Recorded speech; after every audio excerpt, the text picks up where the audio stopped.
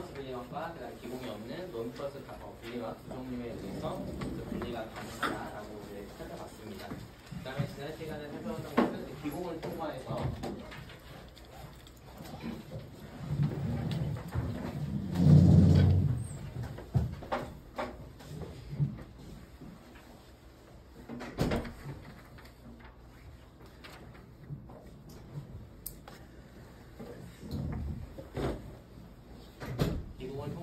이제 원기둥 모양의 기공으로부터 얼마만큼의 유체가 흘러갈 수 있는지에 대한 플러스를 정의하는 방법에 대해서 이제 배웠고요.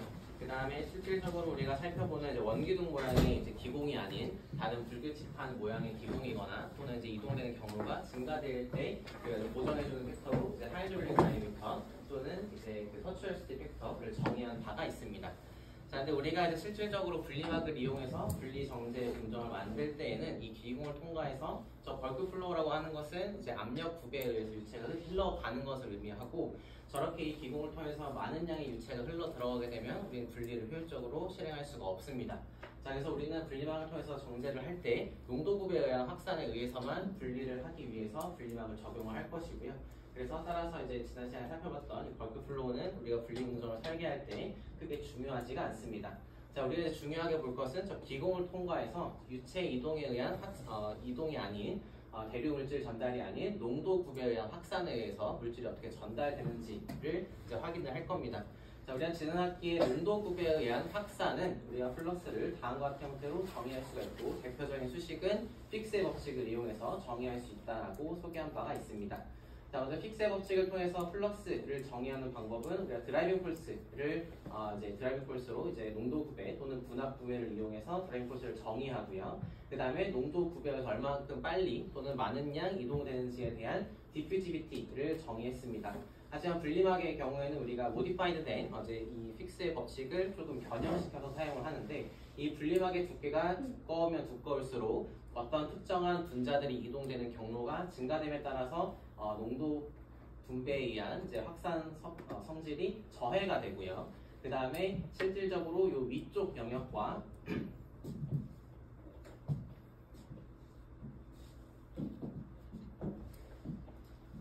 분리막이 이제 이 베리어로 이제 설정을 할 수가 있고요. 이 위쪽 영역을 피드, 그 다음에 이 아래쪽 영역을 퍼밋 사이드라고 하는데 이 이제 베리어가 없을 때와 있을 때에 대한 차이점을 생각해 보면 먼저 없을 때 같은 경우는 이 전체 영역에서 퍼밋 사이드 쪽으로 농도 구배에 의해서 자연스럽게 확산이 일어나게 되겠지만 이 분리막 베리어가 존재를 하게 된다면 이 농도 구배에 의한 유체 이동은 이 사이에 포함되어져 있는 기공을 통해서만 이동될 수가 있습니다. 따라서 우리가 저 영역을 보정해주기 위한 팩터로 유효 확산 계수 DEI라는 팩터를 정의를 할 것이고요. 이때 Effectiveness, Diffusivity, DEI의 값은 다음의 항으로 정의를 할 수가 있습니다. 자, 먼저 소개했던 것처럼 이 베리어가 있을 때와 없을 때 얼마만큼 단위 면적당 기공이 존재하는지를 나타내는 입실론 포로시티의 값 곱해주시고요. 그 다음에 이 기공이 없을 때 자연스럽게 농도 구배에 의해서 이동되는 디퓨지비티를 곱해주고 그 다음에 원기둥 모양의 기공이 아니라 불규칙적인 이제 이동 경로를 갖는 이제 그 기공의 그 구조를 갖는 이제 그 인자를 보정해주기 위해서 지난 시간에 정의했던 토철시티 팩터로 나눠주게 됩니다. 자, 그 다음으로 추가적으로 이 기공을 통과해서 이 그림을 통해서 이 하얀색 분자와 검정색 분자가 이 위쪽 영역에서 아래쪽 영역으로 이동을 할 때 여러 가지 분자 크기라든지 또는 이 고체 고분자와 이 특정한 분자 간의 인터랙션에 의해서 확산 이동이 저해를 받을 수가 있게 됩니다. 자, 그래서 이러한 것들을 보정하기 위한 팩터로 추가적으로 이제 레스트릭티브 팩터라고 해서 KRI의 값을 추가적으로 정의해 줄 수가 있습니다. 일반적으로 이러한 이제 그 분자 크기에 의해서 이 리스트릭티브 팩터를 정의할 수가 있는데 이와 같은 형태로 dp분의 dm에 대한 함수로 정의할 수가 있다라고 이제 실험값에 의해서 정의된 이제 팩터로 정의할 수가 있습니다. 자, 이때 이 dp는 이 고분자가 그 분리막이 갖고 있는 기공의 크기를 의미하고요. 그 다음에 dm 같은 경우는 이 기공을 통과해서 이동되는 이런 분자들의 크기를 말합니다. 자, 즉 얘는 이 리스트릭티브 팩터 같은 경우에는 이 분자 크기 dm이 dp보다 작을 경우에만 유효하게 성립될 수가 있습니다. 그러니까 다르게 얘기하면 이 만약에 이 하얀색 분자가 이 기공의 크기보다 훨씬 커졌을 때에는 이 기공을 통해서 아무리 농도 구배가 많이 있다라고 해도 기공을 뚫고 이동을 할 수가 없기 때문에 이 리스트레이트 팩터에 적용을 할 수가 없습니다. 따라서 이 KRI의 값에 적용되기 위해서는 이동되는 분자의 크기와 그 다음에 기공의 크기의 비가 1보다 작아야 한다라는 것을 알 수가 있습니다. 자, 그래서 궁극적으로 우리가 이와 같은 기공이 있는 영역에서 액체 상태의 피드가 들어와서 이 기공을 통과해서 얼마만큼 많은 양 농도 굽에 의해서 이동되는지는 우리가 좀 이펙티브니스 디퓨지비티를 통해서 계산하실 수가 있고요. 이때 이 리스트렉티브 팩터는 기공의 크기와 분자의 크기의 비를 이용해서 정의할 수가 있습니다. 자, 그러면 우리가 이 단일 분리막을 이용해서 피드에 포함되어져 있는 A, B, C, D 여러 가지 성분들이 얼마만큼 많이 이 퍼메이트 쪽으로 많이 투과됐는지를 기준으로 셀렉티비티를 정의할 수가 있습니다. 자, 그래서 이때 셀렉티비티 SIJ 같은 경우는 우리가 두 가지 키 컴포넌트들을 기반으로 정의되어져 있는 팩터고요. 이때 이 플럭스 같은 경우에는 플럭스 자체가 이펙티브니스 디퓨지비티를 분리막의 두께로 나눈 것에 비례하게 이제 정의가 되기 때문에 얘의 값을 이용을 하시면 이 셀렉티비티는 다음과 같은 형태로 정의된다라고 볼 수가 있습니다. 자, 이때 이 I와 J 성분이 배려가 없을 때 특정 영역에서 다른 영역까지 이동되는 디퓨지비티와 그 다음에 분자 크기와 기공 크기 간의 비례하는 팩터인 리스트레이티브 팩터를 곱한 것의 비로부터 정의된다라는 것을 알 수가 있습니다. 자, 우리가 동일하게 이제 유입되는 이 분리막 공정을 통해서 처리하는 유체가 액상이 아니라 기체일 경우에도 동일한 형태로 우리가 수식을 유도할 수가 있고요. 이 경우에는 우리가 이 플럭스를 앞에서 농도 굽에 의해서 정의할 수가 있지만 우리가 이제 피드 쪽과 퍼메이트 쪽 사이드에 형성되는 특정 성분의 분압의 굽에 의해서 드라이빙 포스를 정의할 수가 있습니다. 자, 이를 정의하기 위해서는 우리가 이 분모와 분자의 전체 시스템의 압력 곱해주고요. 그 다음에 전체 압력 CM이라는 값을 앞으로 빼주시면 다음의 수식을 유도하실 수가 있습니다. 자, 이때 우리가 이상기체 상태 방정식을 대입을 해주게 되면 N플럭스는 분압의 굽에 의해서 다음과 같은 형태로 정의가 된다라고 알 수가 있습니다. 자, 이때 이 플럭스에서 정의되는 이제 그 디퓨지비티는 여전히 마찬가지로 유효 확산 계수고요. 이때도 마찬가지로 기공 내부에서 기체 분자들이 기공 내부에서 이동되는 현상에 의해서 저 디퓨지비티를 정의할 수가 있습니다. 기체 상태 같은 경우는 우리가 지난학기에 누센 디퓨전과 그다음에 농도 굽에 의한 확산이 이제 동시다발적으로 이제 경쟁적으로 일어난다라고 했을 때 유효 확산 계수 DEI는 다음의 형태로 정의된다라고 설명한 바가 있습니다. 자, 근데 이러한 기공 크기는 원기둥 모양의 이론적인 이제 단순한 형태일 경우에는 다음과 같은 형태로 정의가 되지만 이제 우리가 얼만큼 이제 비이상적인 기공의 크기가 이제 일반적인 원기둥 모양이 아니라 랜덤한 모양일 수도 있기 때문에 토처리스티 팩터를 앞에서 나눠주고요. 그 다음에 단일 분리막 안에 얼마만큼 많은 양의 기공이 있는지를 조정해주기 위해서 이 포러시티의 값도 앞에 곱해줌으로써 저 유효 확산도를 계산하실 수가 있습니다.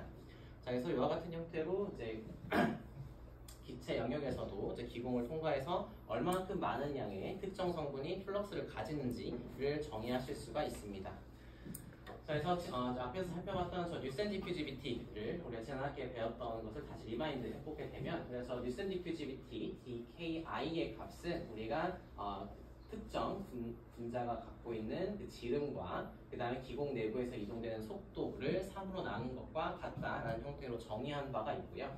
이때 기공 내부에서 형성되는 속도는 다음과 같은 값을 갖기 때문에 얘를 잘 계산을 해주시면 4850이라는 상수값이 도출이 되고 기공 안의 크기 dp와 그 다음에 특정 이동되는 i라는 성분의 질량, 몰 질량과 그 다음에 특정 시스템의 온도의 루트 씌운 값을 이용해서 센티미터 제곱 퍼 세크라는 값으로부터 뉴센 디퓨지비티를 정의할 수 있다라고 살펴본 바가 있습니다.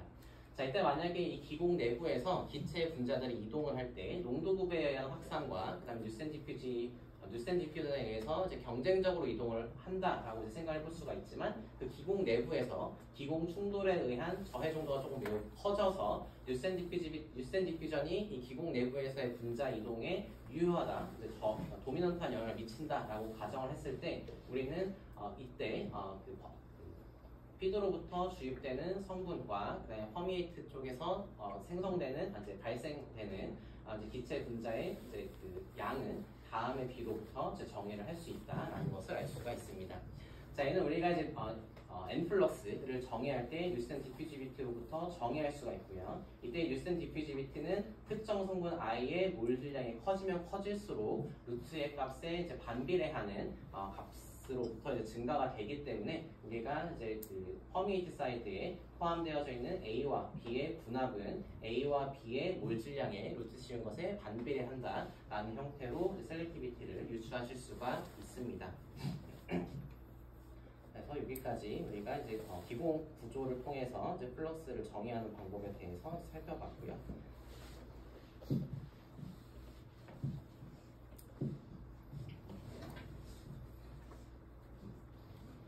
자, 그 다음으로 이제 살펴볼 내용이 이제 우리가 기공이 있는 구조에서 저 기공을 통과해서 특정한 이제 분자들이 어떻게 많이 이동되는지 플러스를 정의했기 때문에 기공이 없는 논플러스한 분리막에서는 이러한 분자들이 어떠한 형태로 이동되는지 플러스를 어떻게 정의할 수 있을지에 대해서 리퀴드 상태와 가스 상태를 기준으로 우리가 수식을 알아볼 겁니다.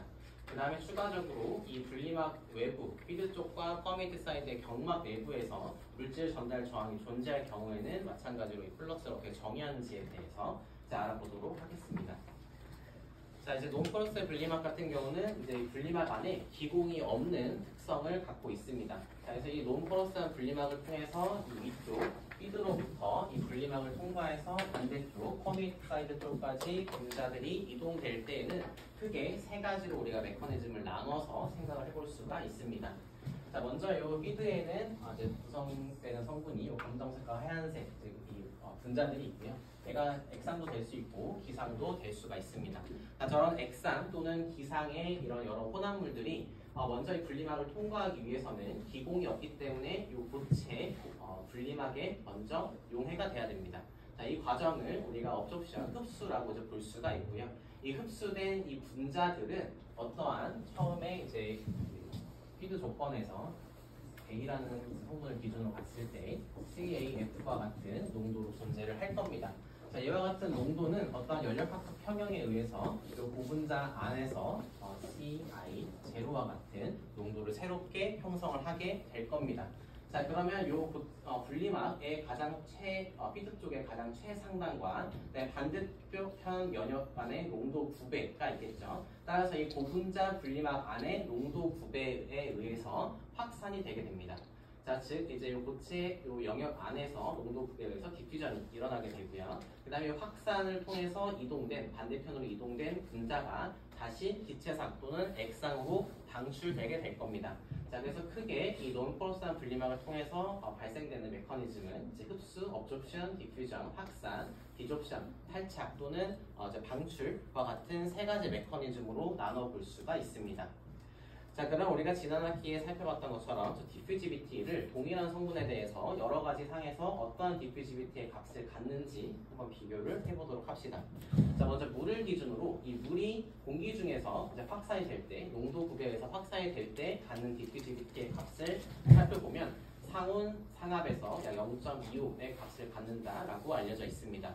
자, 근데 이러한 물이 액상 안에서 농도 9배에 의해서 확산이 될 때에는 CA-5승 정도로 그 크기가 매우 작아진다라는 것을 알 수가 있고요. 그 다음에 고체상 안에서는 저 디퓨지비티가 CA-8승 정도로 더 작아집니다. 즉 상위, 기상, 액상, 고상으로 갈수록 저 디퓨지비티, 즉 동일 온도 압력 조건에서 동일한 농도 9배를 가질 때 더 적은 양 이동된다라는 말이 됩니다. 자, 이때 이 논포러스한 분리막 같은 경우는 대부분 고체상이기 때문에 이 고체상 안에서 어떤 물질들이 이동되는 속도는 매우 느리다라고 가정을 할 수가 있습니다. 자, 따라서 이 피드 쪽의 영역과 그 다음에 저 퍼미에이트 쪽 사이의 농도 9배에 의해서 어떤 분자들이 이 분리막을 투과해서 이동을 할 텐데 이때 속도를 결정하는 단계는 이 분리막 안에 농도 9배에 의한 확산이 유효하게 작용을 할 것이다 라고 유추를 할 수가 있을 겁니다. 자, 그래서 저 분리막 안에서의 농도 9배를 가지고 저 플럭스를 측정하는 모델을 우리가 저 솔루션 디퓨전 모델이라고 합니다. 이때 솔루션 디퓨전 모델이라고 한다는 것은 액상이든 기상이든 포함되어져 있는 어떤 분자들이 이 고분자 물질 안에 이제 고분자를 용매라고 생각하고요. 얘가 이제 일부 용해가 돼서 농도 구배를 형성해서 이 농도 구배에 의해서 확산된다라는 이제 가정하에 우리가 이제 플럭스를 정의할 수가 있습니다. 그래서 이 모델을 우리가 솔루션 디퓨전 모델이라고 하고요. 앞에 설명했던 것처럼 이 경계면에서 농도 구배가 피드 쪽과 퍼메이트 사이드 쪽 안에서의 구배에 의해서 확산에 의해서 이동이 되게 될 겁니다. 자, 이제 저 솔루션 디퓨전 모델을 구현하기 위해서 이제 가장 중요한 것은 이때 여러 가지 상의 경계면들이 있습니다. 자, 일반적으로 이제 그 분리막 같은 경우는 고체상을 갖고요. 우리가 분리하기 위해서 피드로 공급되어지는 것은 X상일 수 있고 또는 기상일 수가 있습니다. 자, 그럼 피드 쪽 영역에서 분리막과 만나는 이 경계면은 X상과 고상 또는 기상과 고상의 경계면, 인터페이스가 하나 형성이 될 것이고요. 네, 반대편도 마찬가지로 이 고분자 분리막 안에 녹아있는 어떤 분자들이 기상 또는 X상으로 빠져나갈 수가 있는데 이 경계면에서도 고체와 기체 또는 고체와 액체 상태의 이제 경계면을 갖습니다. 자, 우리가 저 솔루션 디퓨전 모델에서는 저 경계면 사이에서는 열역학적으로 서로 다른 상평형이 일어난다라는 가정하에 우리가 저 플럭스를 정의를 할 겁니다. 즉 우리가 기상으로 만약에 피드가 들어왔다라고 한다면 특정 온도 압력 조건에서 결정된 이 기상과 고상 간의 이제 연력학적 평형에 의해서 자연스럽게 이 피드 쪽의 농도, 분자의 농도가 결정이 될 것이고요. 마찬가지로 동일한 온도 압력 조건에서 이제 연력학적 평형에 의해서 얼마만큼 그 분자들이 고체 상태에 있는지 또는 기상에 있는지가 자동적으로 결정이 되게 될 겁니다. 자, 그럼 저 솔루션 디퓨전 모델을 통해서 액상 피드와 기상 피드로부터 어떻게 우리가 저 플럭스를 예측할 수 있는지에 대해서 살펴보도록 하겠습니다. 자, 먼저 액상 형태의 피드가 들어올 때 우리가 플럭스를 정의하는 방법을 생각을 해보면, 먼저 우리가 저 플럭스를 정의하기 위해서는 드라이빙 폴스 농도 구배를 알아야 합니다. 자, 우리가 솔루션 디퓨전 모델에서는 분리막 안에서의 농도 구배만 알면 플럭스를 정의할 수 있다라고 했습니다. 자, 이때 우리가 기공이 있는 분리막 안에서는 농도 프로파일을 보게 되면 다음과 같은 형태로 존재한다라고 생각을 해볼 수가 있습니다. 자, 이때 피드 쪽에 액상의 벌크한 액상 안에 포함되어져 있는 어떤 농도 CIF의 값이 있을 거고요. 그 다음에 퍼메이트상 쪽에 존재하는 액상의 농도 CIP라는 값이 이제 설정이 되어져 있을 겁니다. 자, 그러면 이 상 평형에 의해서 고분자 내부에는 CI0와 CIL만큼의 농도가 이제 형성이 되게 될 것인데, 얘는 기공, 즉 유체가 자연스럽게 연속적으로 흘러져 들어갈 수 있는 공간이 있기 때문에 이 농도 프로파일은 자연스럽게 연속적으로 감소되는 형태의 프로파일을 갖습니다. 자, 반면에 기공이 없는 비다공성 분리막 같은 경우에는 이러한 벌크한 유체 안에, 액상 안에 존재하는 CIF에 해당되는 특정 온도 압력 조건에서 평형에 의해서 결정되는 이 고분자 내부의 농도 CI0와 CI0' 간의 상관관계가 존재를 할 겁니다. 자, 이는 이 피드 쪽에 대해서도 존재를 할 것이고 퍼메이트 사이드 쪽에도 존재를 할 겁니다. 자, 이때 특정 온도 압력 조건에서 결정되는 K 밸류에 의해서 CI와 CI'의 관계를 유추할 수가 있고요. 이때 우리가 만약 동일한 피드 쪽과 퍼메이트 쪽이 다 동일한 온도 압력 조건을 갖는다라고 한다면 저 K 밸류가 동일한 값을 가질 겁니다. 자, 그러면 우리가 저 값을 이용해서 플럭스를 다음과 같은 형태로 계산하실 수가 있습니다.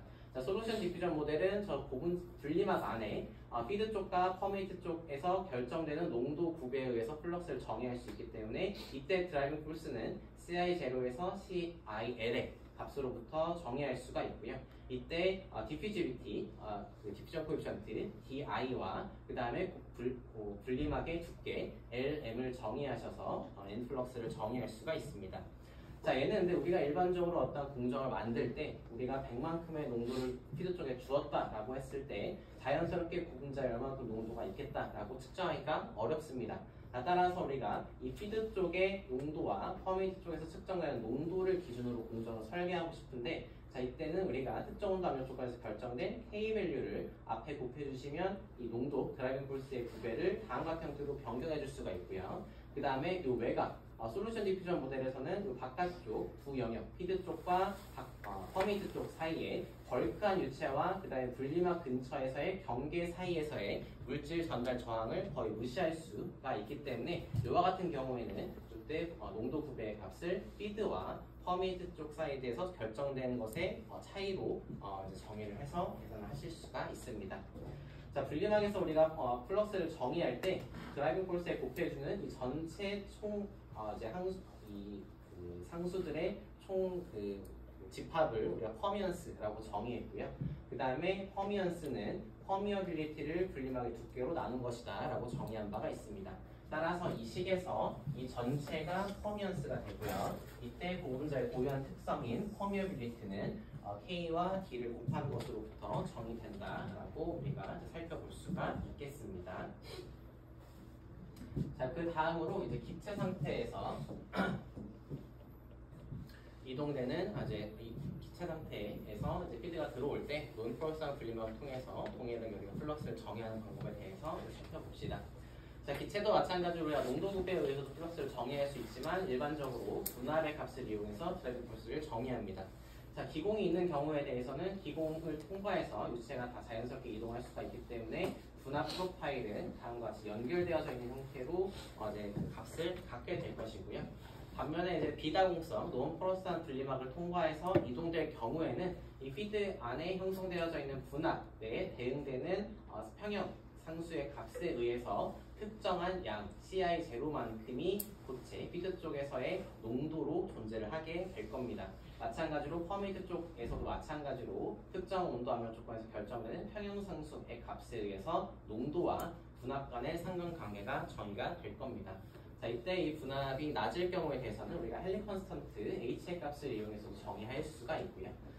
그래서 우리가 이 플럭스는 분합 구배를 이용하게 되면 우리가 다음과 같은 형태로 정의할 수가 있습니다. 자, 이때 그 앞에서 설명했던 것과 이제 분리막 안에서는 이제 농도 구배에 의해서 정의가 되지만 우리가 이 H, 이 헨리 컨스턴트를 곱해 줌으로써 분합 구배에 의해서 그 드라이빙 폴스로부터 N 플럭스를 정의할 수가 있고요. 마찬가지로 이 피드 쪽에서의 이제 피드 쪽의 벌크한 유체에서 그다음에 고분자 그 분리막 표면에 경막까지의 물질 전달 저항을 무시할 수 있거나 마찬가지로 퍼미트 사이드의 벌크한 유체와 경막 사이의 물질 전달 저항을 무시할 수 있다라고 한다면 피드 쪽과 퍼미트 사이드 쪽의 분합 구배로부터 플럭스를 정의하실 수가 있습니다. 자, 이때도 마찬가지로 우리가 전체 HD에는 H는 헨리 컨스턴트고요. D는 디퓨전 코에피션트, 그다음 M은 분리막의 두께입니다. 저 세 항을 조합한 것을 퍼미언스, 그다음에 분리막의 특성에 고유한 값을 갖는 퍼미어빌리티의 값은 H와 D를 곱한 것으로부터 정의할 수 있다라는 것을 알 수가 있습니다. 즉, 퍼미어빌리티를 이용해서 플럭스를 정의하시면 퍼미어빌리티의 분리막의 두께 고려하셔서 드라이빙 폴스를 곱해줌으로써 이 플럭스를 정의하실 수가 있습니다. 자, 그럼 우리가 정의된 바에 의해서 어떠한 이제 다공성 고분자든 비다공성 고분자든 피드에 주입된 양으로부터 반대편 영역에서 얼마만큼의 특정 성분을 많이 얻을 수 있는지를 플럭스를 통해서 유출을 할 수가 있습니다. 자, 이에 기반해서 우리가 분리막 공정에 대해서 세퍼레이션 팩터를 정의하실 수가 있습니다. 자, 이때 이 세퍼레이션 팩터는 디스틸레이션 컬럼의 이제 알파의 값과 비슷한 의미는 같지만 서로 큰 다른 의미를 갖습니다. 자, 이때 이 세퍼레이션 팩터는 알파로 정의를 할 거고요. 이때 XY와 같은 이제 몰 프랙션을 이용해서 정의를 할 겁니다. 자, 일반적으로 XI는 X상에서의 몰 프랙션, Y는 D상에서의 몰 프랙션이지만 분리막을 설명하기 위한 세퍼레이션 팩터 안에서의 YI와 XI는 그 정의가 다릅니다. 자, 먼저 YI는 퍼미에이트, 즉 분리막을 투과해서 나온 상 안에 포함되어져 있는 몰 프랙션을 정의하기 위해서 우리가 YI로 정의할 거고요.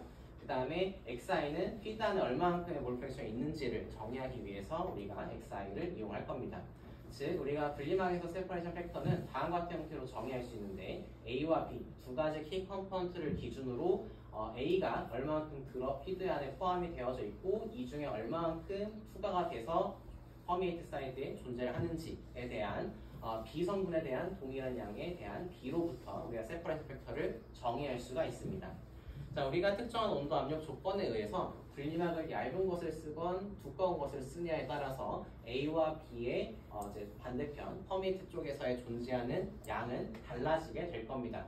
따라서 이때 형성된 저 세퍼레이션 팩터는 더 이상 연력학적 평형에 기반한 값이 아니라 물질 전달의 비에 의해서 결정되는 값이다라고 이해를 하셔야 됩니다. 즉 우리가 지난 단원에서 배웠던 디스틸레이션 컬럼에서 정의되는 알파는 릴레이티브 볼라틸리티 값이고 얘는 이제 연력학적 평형에 의한 이제 비 또는 값이었지만 분리막에서는 물질 전달의 정도의 비이기 때문에 얘는 더 이상 평형과는 관계가 없는 값을 나타냅니다. 자, 그래서 우리가 이제 가장 단순한 형태인 A와 B로 구성되어져 있는 피드로부터 저 세퍼레이션 팩터를 어떻게 정의할 수 있는지에 대해서 이제 살펴보도록 합시다. 자, 먼저 A와 B가 어떤 피드 안에 포함이 되어져 있을 때 우리는 기체 상태를 가정을 할 경우에는 분합구배를 이용해서 드라이빙 포스를 정의할 수가 있고요. 피드와 퍼미에이트 사이드에 A의 분합 또는 B의 분합으로 드라이빙 포스를 정의할 수가 있고 각각 A와 B가 갖는 디퓨지비티, 그 다음에 특정 온도 압력 조건에서 결정되는 평형상수의 값, 그 다음에 분리막의 두께 LM의 값을 이용해서 각각 A와 B의 투과 플럭스 NA와 NB를 정의할 수가 있습니다. 자, 그러면 우리가 그 앞에 드라이빙 포스의 값을 다음 위에 세퍼레이션 팩터를 정의할 때 이용된 XI와 YI의 값을 이용해서 정의하실 수가 있습니다. 자, 이때 그 피드의 분합 같은 경우에는 전체 피드에 형성되는 토탈 압력에 이 A가 차지하고 있는 몰 프랙션을 곱해주면 됩니다.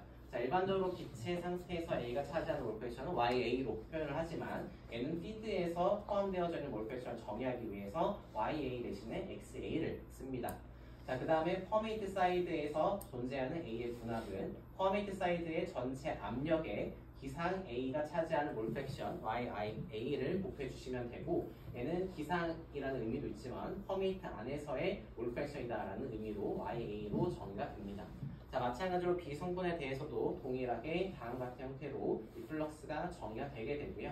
자, 그래서 만약에 반대편 퍼메이트 사이드에 추가적으로 공급되는 캐리어 가스가 없다라고 가정했을 때 A와 B의 그 투과 플럭스의 B에 따라서 얼만큼 많은 A와 B가 퍼메이트 사이드에 존재를 할지를 예측을 할 수가 있습니다. 즉, 이 A라는 플러스가 많아지면 많아질수록 이 투과 플러스가 높아지는 것이기 때문에 반대편 영역에 A가 차지하고 있는 몰 프레션이 높아지게 될 것이고요. 마찬가지로 B도 마찬가지로 동일한 형태의 거동을 가질 겁니다. 따라서 이 두 개의 성분의 투과 플러스의 B는 즉 퍼메이트 안에 포함되어져 있는 A와 B의 몰 프랙션의 B와 같다라고 생각을 해줄 수가 있고요. 우리가 이 위에 있는 수식을 가지고 와서 대입을 해주게 되면 다음과 같은 선택도를 다음과 같은 형태로 정의하실 수가 있습니다. 자, 그 다음으로 우리가 이제 아이디얼 세퍼레이션 팩터를 이제 정의를 해볼 겁니다. 아이디얼 세퍼레이션 팩터는 우리가 다음의 형태로 정의할 수가 있습니다. 자, 우리가 앞에서 세퍼레이션 팩터를 정의했고요. 세퍼레이션 팩터는 피드와 그 다음에 퍼메이트 사이드에 어떠한 바이너리 시스템에서 A와 B가 포함이 될 때 몰 프랙션에 대한 B로부터 정의를 했습니다. 자, 하지만 우리가 이상적인 분리막의 분리 공정에 대해서 살펴보게 되면 처음에 이제 A와 B가 각각 CAF와 CBF만큼의 농도를 가지고 있다라고 생각을 해봅시다. 자, 그러면 특정한 온도, 압력 조건에 의해서 자연적으로 또 연력학적 평형에 의해서 얘에 대응되는 CA0와 그 다음에 CB0라는 그 고체 분리막 안에서 피드 쪽에 가까운 농도를 우리가 설정을 할 수가 있게 될 겁니다. 자, 이때 농도 구배에 의해서 A든 B든 확산에 의해서 농도 구배에 의해서 반대편 영역으로 이제 이동된 다음에 다시 기체상 또는 액체 상태로 방출돼서 퍼미에이트 스트림으로 나갈 겁니다.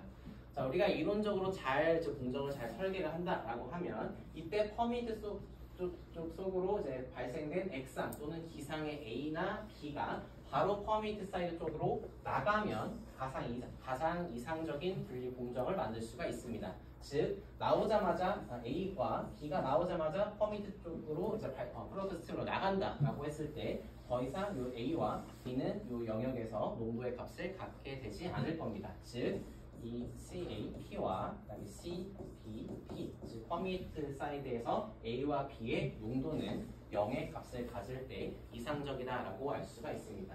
따라서 얘에 해당되는 이제 연료박스 평형에 의해서 결정되는 퍼메이트 쪽에 가까운 분리막 내부의 농도의 값은 0의 값을 가질 겁니다. 따라서 이 농도 구배가 이 피드 쪽의 조건에 의해서만 결정되고 반대편 퍼메이트 쪽에서는 0이다 라고 했을 때 우리가 아이디얼한 경우다 라고 생각을 해볼 수가 있고요. 이때 결정되는 세퍼레이션 팩터를 우리가 아이디얼 세퍼레이션 팩터 알파스타라고 정의를 할 겁니다. 따라서 이 알파스타의 값은 우리가 퍼메이트 사이드 쪽에서의 특정한 성분의 분압을 무시할 때 우리가 정의를 할 수가 있고요. 앞에서 정의된 세퍼레이션 팩터를 정의한 것과 동일하게 우리가 알파스타의 값을 다음과 같은 형태로 정의할 수가 있습니다. 자, 뒤에 퍼메이트 사이드 쪽에서의 농도가 이제 다 0이기 때문에 우리가 단순히 평형상수와 A와 B의 디퓨전 코에피션트로부터 정의를 할 수 있다라는 것을 알 수가 있습니다.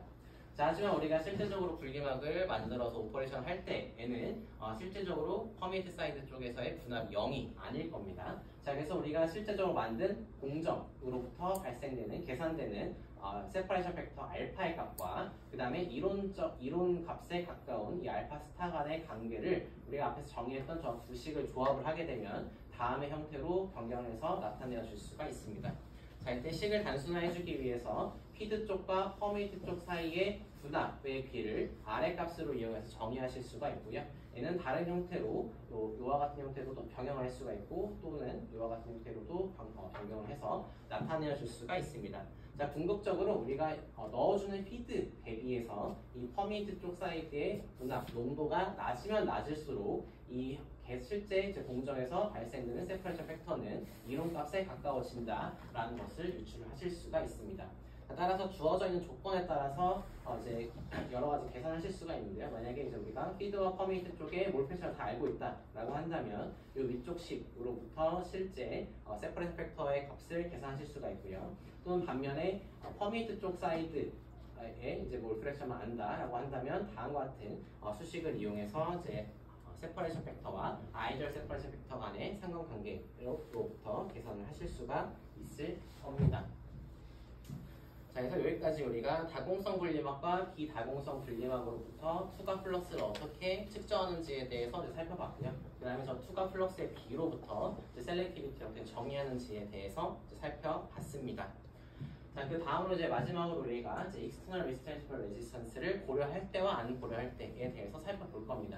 자, 우리가 방금까지 살펴봤던 논프로스한 이제 투과 플럭스를 정의하기 위한 솔루션 디퓨전 모델에서는 우리가 피드 쪽과 요 퍼메이트 사이드 쪽에서 벌크한 유체와 그 다음에 요 부분 분리막, 부체 분리막 사이에 경막이 있을 텐데 이 경막과 벌크한 유체 사이에 물질 전달 저항은 없다라는 형태로 우리가 저 플럭스를 예측을 했습니다.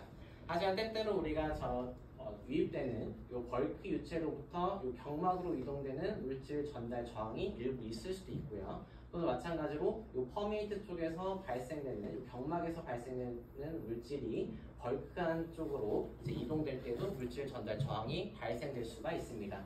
따라서 이때는 우리가 이 모든 물질 전달 저항을 고려를 해 주어서 투과 플럭스를 정의를 해야 됩니다. 자, 그래서 우리가 일반적으로 기상의 피드가 들어오고 기상의 퍼메이트 스트림이 발생이 될 때에는 일반적으로 그 경막까지 이동되는 물질 전달을 다 무시할 수가 있기 때문에 일반적으로 이제 솔루션 디퓨전 모델을 통해서 우리가 저 투과 플럭스를 유출을 할 수가 있지만 다이알리시스라든지 역삼투 같은 형태의 이제 액상과 염이 포함되어져 있는 액상 피드와 관련되어져 있는 분리막 공정 같은 경우에는 이 분리막 바깥쪽 영역에서 이 경막으로부터 이동되는 물질 전달 저항을 고려해야 될 수가 있기 때문에 이 같은 경우에는 우리가 모든 저항을 다 고려를 해서 플럭스를 정의를 하셔야 됩니다. 자, 그래서 앞에서 살펴봤던 저 솔루션 디퓨전 모델은 저 익스터널 레지스턴스 분리막 바깥의 영역에서 발생된 물질 전달 저항을 고려하지 않은 것이고요. 하지만 이제 이러한 액상 형태의 경우에는 우리가 고려를 해야 될 경우에 대해서 어떻게 우리가 정의를 할 수 있을지에 대해서 알아보도록 하겠습니다. 자, 일반적으로 우리가 익스터널 레지스턴스, 이 분리막 바깥에서 일어나는 물질 전달 저항을 고려하지 않았기 때문에 자연스럽게 그 솔루션 디퓨전 모델을 통해서 피드와 퍼메이트 쪽의 농도 또는 분압에 의해서 K-밸류에 의해서 분리막의 농도를 유출을 할 수가 있었지만 만약에 이 외부에서 물질 전달 저항이 이제 그 필수적으로 고려를 해야 된다라고 한다면 이 CIF보다 훨씬 더 작은 양만큼이 이 피드 쪽에 경막으로부터 이 농도를 형성을 하게 될 겁니다. 자, 이에 따라서 발생되는 연력학적 평형에 의해서 피드 쪽에서 형성되는 농도가 작아질 것이기 때문에 우리가 한번 그 익스터널 레지스턴스를 고려한다라고 한다는 것은 분리막 내부에서의 드라이빙 포스가 작아진다라는 형태로 이제 유출을 할 수가 있습니다. 따라서 이 익스터널 레지스턴스를 고려하는 분리막 설계 같은 경우에는 우리가 이 분리막 내부에서 형성되는 분압이라든지 농도 구배가 작아진다라고 이제 생각을 해볼 수가 있겠습니다. 자, 그럼 저 익스터널 레지스턴스를 고려할 때 우리가 플러스 어떻게 정의할 수 있을지에 대해서 이제 살펴보도록 합시다. 자, 먼저 우리가 진짜 연속적인 이제 농도 프로파일을 가지고 이제 설명을 할 수가 있는데 기공이 있는 포러스한 분리막을 통해서 농도 구배가 다음 같은 형태로 설정이 되게 될 겁니다. 자, 이때 물질 전달은 세 가지 경우에 대해서 우리가 정의를 할 수가 있습니다. 자, 가장 먼저 액상의 피드의 벌크한 유체 상태에서부터 피드 쪽에 가까운 이제 분리막 쪽에 가까운 경막으로부터 물질 전달되는 것 하나 있을 거고요. 그 다음에 분리막 내부에서 형성되는 농도 구배에 의한 확산에 의해서 우리가 플러스 정의할 수 있고, 마찬가지로 이 반대편 퍼메이트 쪽 사이드에 가까운 경막으로부터 벌크한 유체가 이동되는 형태로 우리가 플럭스를 정의할 수가 있습니다. 자, 이때 우리가 정상 상태다라고 했을 때 이 플럭스는 단위 면적당 시간당 물질이 이동되는 양이기 때문에 정상 상태에서 측정되는 모든 n 플럭스의 값은 같아야 합니다. 따라서 우리는 크게 세 가지 형태, 요 각각의 영역을 기준으로 플럭스를 정의할 수가 있고, 정상 상태에서 저 세 가지의 텀은 모두 다 같은 플럭스의 값을 갖는다라고 알 수가 있습니다. 즉 우리가 익스터널 레지스턴스가 있기 때문에 요 벌크한 유체 상태에서의 농도 구배에 메스트 코에피션트를 곱해준 것, 그다음에 마찬가지로 퍼미트 쪽에서 발생된 저 메스트 코에피션트를 곱해준 것으로부터 정의할 수가 있고요.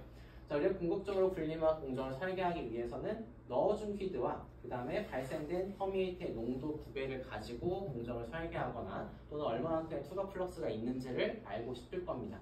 자, 이때 이와 같은 형태에서 이 플럭스를 정의하기 위해서 농도 구배, 드라이빙 폴스는 피드에서부터 퍼메이트 쪽까지 형성된 농도 구배의 차이에서 설명할 수가 있고요. 이때 물질 전달의 저항, 모든 총량을 다 더해서 역수를 취해서 나눠주시면 이 n 플러스를 정의하실 수가 있습니다. 자, 이때 이 웨스트 코에피션트의 역수는 이 바깥의 경막에서의 저항, 마찬가지로 이 퍼미트 쪽 KIP는 퍼미트 쪽 사이드에서의 경막에서의 저항이기 때문에 역수는 저항이기 때문에 얘네들 다 직렬 연결된 저항이다라고 이제 더해주어서 이와 같은 형태로 이제 플럭스를 정의할 수가 있습니다. 자, 마찬가지로 논포러스한 분리막을 통해서도 마찬가지로 동일한 형태로 이 플럭스를 정의할 수가 있고요. 이때는 우리가 고체 분리막 안에서 형성되는 농도 구배에 의해서 플럭스를 정의할 수 있지만 익스터널 레지스턴스가 있을 때도 마찬가지로 메스 트랜스퍼 코에피션트를 이용해서 다음과 같은 형태로 두 가지 더 다른 n 플러스를 정의할 수가 있습니다. 자, 얘도 이제 물질 전달의 저항의 값을 다 직렬 연결해서 더해줘서 역수를 취해주시면 n 플러스를 다음과 같은 형태로 계산하실 수가 있습니다. 자, 그래서 앞에서 소개했던 요 메스 트랜스퍼 코에피션트의 역수와 그 다음에 퍼미언스의 역수는 각각 물질 전달의 저항으로 우리가 고려를 할 수가 있고요. 이때 어떠한 그 저항이 도미넌트한지에 따라서 우리가 익스터널 레지스턴스를 무시할지 또는 다 고려를 해서 이제 측정을 할지를 알 수가 있습니다. 자, 우리가 대류물질 전달과 그 다음에 농도 구배에 의한 확산, 즉 요 K와 요 T 사이에 얼마만큼 어떤 그 파라미터들이 더 유효한지를 우리가 지난 학기 샤워드 넘버를 기반으로 이제 평가를 한 바가 있습니다. 저 샤워드 넘버는 레이놀즈 넘버와 슈민 넘버로부터 유출을 할 수가 있고요. 자, 요 이제 수식들은 우리가 지난 학기 물질 전달 시간에 배웠기 때문에 이제 리마인드하는 차원에서만 소개를 하고 이제 넘어가도록 하겠습니다.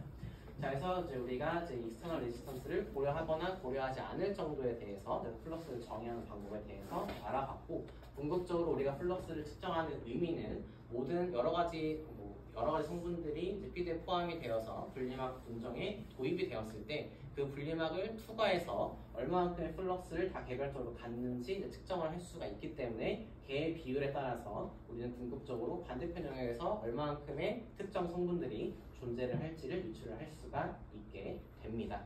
자, 그래서 이와 같은 분리막을 통해서 여러 가지 이제 어플리케이션 공정을 설계를 할 수가 있는데 우리는 이제 다음 시간에 이제 가스 퍼미에이션이 이제 가장 대표적인 분리막을 이용한 분리 공정이기 때문에 이 가스 퍼미에이션에 대해서 이제 살펴보고 분리막과 관련되어져 있는 내용에 대해서 이제 강의를 마치도록 하겠습니다. 그래서 오늘 수업은 여기서 마치도록 할 거고요. 내일이랑 금요일은 다 휴강이고 다음 주 수요일에